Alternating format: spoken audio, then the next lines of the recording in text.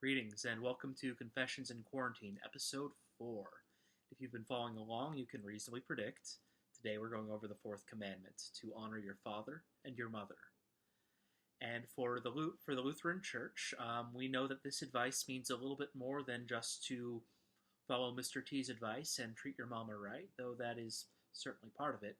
But rather, this commandment is the root of all human authority. How we deal with authority, how we have authority, and how we respect authority and honor authority. So let's move along. So, pulling out our handy-dandy Book of Concord, we open up to the Small Catechism on the fourth commandment. You are to honor your father and your mother. Well, what does that mean? We are to fear and love God so that we neither despise nor anger our parents and others in authority, but instead honor, serve, obey, love, and respect them. So here already we see the positive and the negative use. We're not only to not despise them, but instead we are to honor, respect, and do all that good stuff.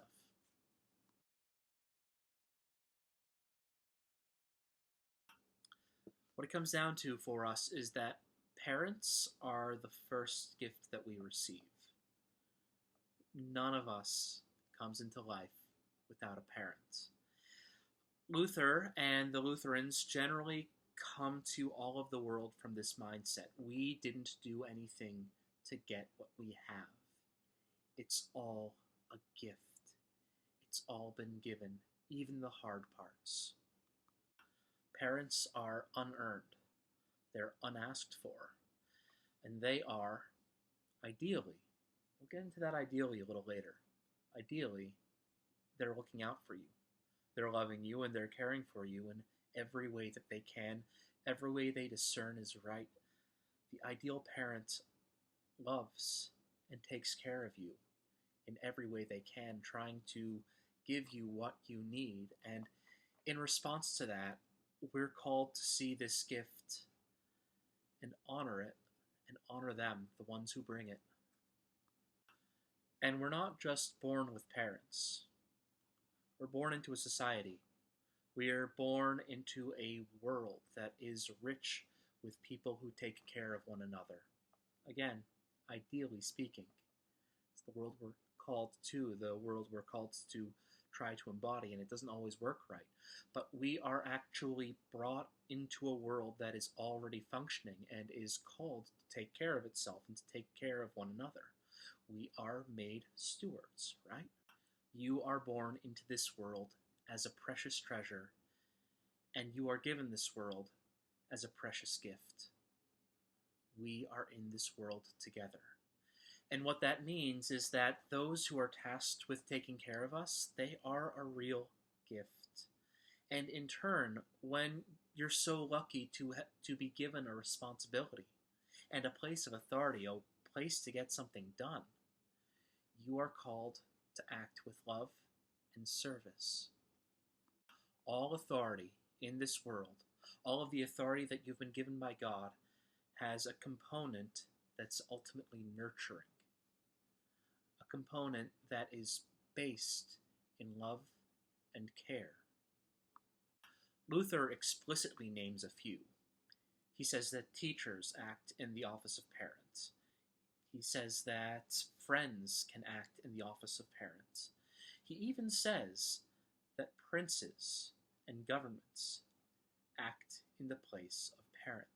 To say nothing of pastors and bishops, they too are called to act in the office of parent.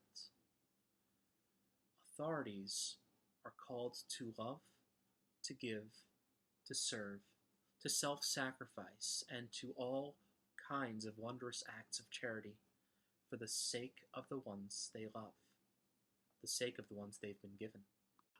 None of us, not a single one of us, has all authority. None of us have the gifts that it takes to take care of everything. We have all been brought onto this earth as people who are loved and cared for. And in turn, we are called to love and to care with whatever we got. We don't have it all. I don't have all the skills. I don't want most of the authority and most of the responsibility on this earth, we need help. For that reason, we call teachers. For that reason, we call employers. For that reason, we call all manner of people to help us get things done and to look out for one another. And that goes all the way up to the top, all the way up to the top hierarchies of this world, to your presidents, to your, there are kings left. It goes up to the kings, it goes to prime ministers. It's not just about the household. It's about those who command authority on earth. If you command authority, that authority isn't to lord it over others. It's to give. Your authority is rooted in your ability to love, to give, and to take care of those who are in danger, to take care of the vulnerable. For this reason, vocation exists.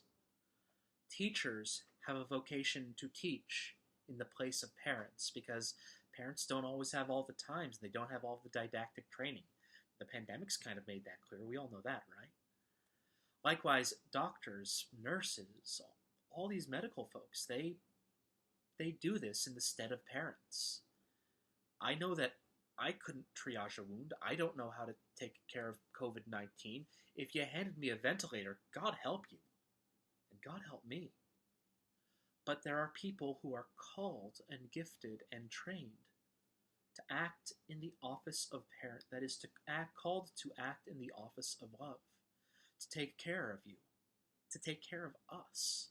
And that is worthy of honor and respect. Family and friends also take over the office of parent in the absence of a parent. You sometimes leave your kids with a family friend. Well, that family friend is going to be acting as the parent for a little while. Even more than that, government, especially in Luther's time, but really today too, we know that governments act as parents. When mom and dad can't take care of the family anymore, when everything else has failed, a child is ultimately the ward of the state, and it is the state's responsibility to make sure that their needs are met. That is the theological justification for the state, for authority, broadly speaking. We're called to take care of one another. There needs to be some level of order, otherwise everything's just going to fall apart. It's a matter of making sure that that order is actually just.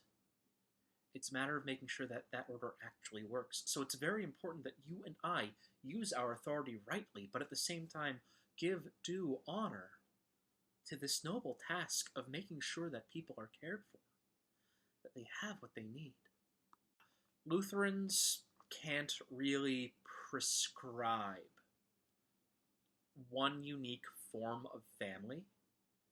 We likewise can't prescribe one unique form of employment or one unique form of government or any number of things. We don't have prescriptions for that.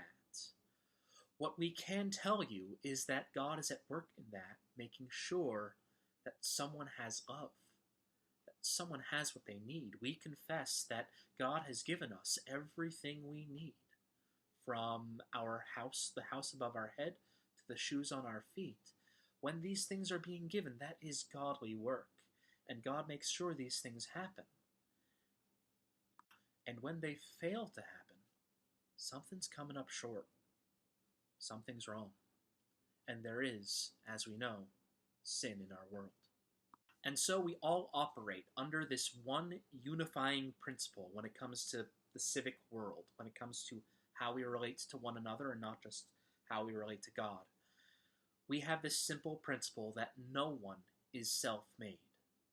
No one is self-established. No one pulled themselves up by their own bootstraps. It's just, that's not how history works.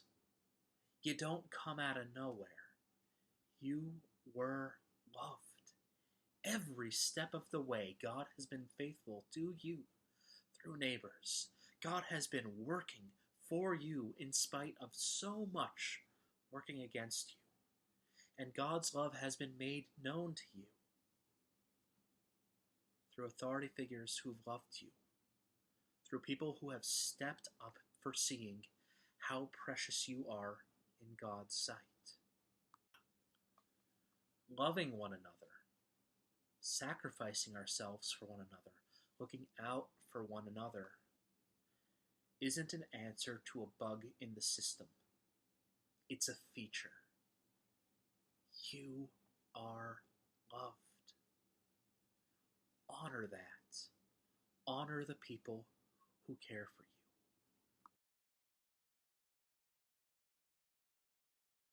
The fourth commandment is the only commandment that actually has a promise attached to it.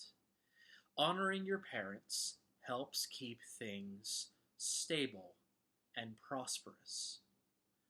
The latent assumption here is that parents and authority figures are actually acting in ways that are honorable. In the created order, that's what it's supposed to be. Unfortunately, we know that sin makes things more tricky. And I promise you, we're going to get there more later. There's a lot of stuff in this book. I can't even promise we're going to go over all of it, but we're going to get a lot of it. Parents and authorities are called to act in a way that is honorable, and we are called to honor our parents and our authorities, even when they come up short in some ways. It's a leap for us now, and it was a leap for us then. We're dealing with the Protestant reformers. We're dealing with the Lutheran reformers in particular. Well, a Reformation wouldn't have needed to happen if everything was hunky-dory. The hope is that by honoring what is good and true, we actually end up persisting in what's good and true. By holding up the true treasure of the office of parents. By holding on to good authority and saying, yes, this is a joy, this is a gift. We actually end up persisting in it and really helping out everyone. Likewise, by letting go of sin, by departing from the bad things, we find ourselves less vulnerable to sin. We also find that by abusing our authority and by rejecting godly authority, by going against the system, the good system that is, by harming one another and by not dealing with the office of the parent rightly, one way or the other, whether it's the parent or the child, we find ourselves in a situation, in a system, where one scoundrel punishes the other. When one of us comes up short, it usually ends up hurting a lot more of us. We find that parents who act honorably, who sow the seeds of honor in their household, tend to reap honor as well. And we find that kids who honor their parents, likewise, tend to carry honor as well. What we find out even more is that even though they suffer, and we do suffer, we all suffer, that's not an if, that is a when. Even though we suffer, we know that God rejoices, and God is active, and God is present, and God is doing the good stuff, whether we know it or not. And we also know that generally the stuff of being a Christian, love, self-sacrifice, presence, those things really tend to help us out. They help the world around us. They build a better world. As long as we're centered in love. As long as we're centered in Christ. So it seems as though we have a perfect system. It seems as though we've got something that everyone should agree with and everyone should be on the same page with. It seems as though nothing should be wrong. Right? Right?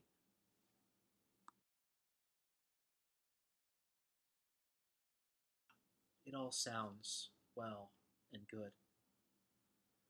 But you and I know that what Luther describes isn't what's on the earth. The ideal world where everyone acts with honor just isn't what we're seeing. You and I all know parents and kids who fall short. You and I all know employers who exploit employees. You and I all know teachers who abuse students who are really bad teachers. You and I know doctors who don't wash their hands. You and I know governments that have got it wrong. And even more, sometimes we get into situations where the different authorities that we're called to trust, that we're called to honor and love, act in direct contradiction of one another. We find ourselves in situations where our loyalties are divided, and it's really hard to know what to do. How do you and I act honorably in a dishonorable world? The theologian Edmund Schlink observed, as he was going over his theology of the Lutheran confessions, that the rubber really meets the road when we talk about what makes an authority legitimate versus what makes an authority illegitimate. The authors of the confessions don't really answer the question about what makes authorities legitimate or illegitimate, but what they do observe is that being legitimate doesn't strictly mean honoring the status quo. In discussing civic righteousness, Schlink turns to the Augsburg Confession, and he talks about what it means to follow civic authority, and what he very importantly notices, and it goes for civic authority, and I think it goes for the household too, it goes for how we interpret the commandment, that we cannot be compelled to go against the first three commandments. If a figure of authority calls us to act in sin, calls us to disobey God, to turn from God's word, to use God's name in vain, we can't follow. We just can't. We can't call ourselves Christians if we put honoring authority above following God. Schlink does note that there are signs that show legitimacy and authority, namely, that God is doing the good stuff through it, that our world is better established, that bellies are full, that heads are covered, that children are cared for, that people are educated. When authorities fail to do these things and someone else is, you gotta wonder where the real authority is. For Schlink, it's also important that the coarse external wrongs, those are his words, they're pretty neat, whether the coarse external wrongs are being restricted and held down. A real authority, a legitimate authority, handles those things. It keeps them down so that the beloved community, so that the people who the authorities are responsible for are safe. It's important for us to recognize that Schlink is actually making these observations during the rise and during the reign of Nazi Germany.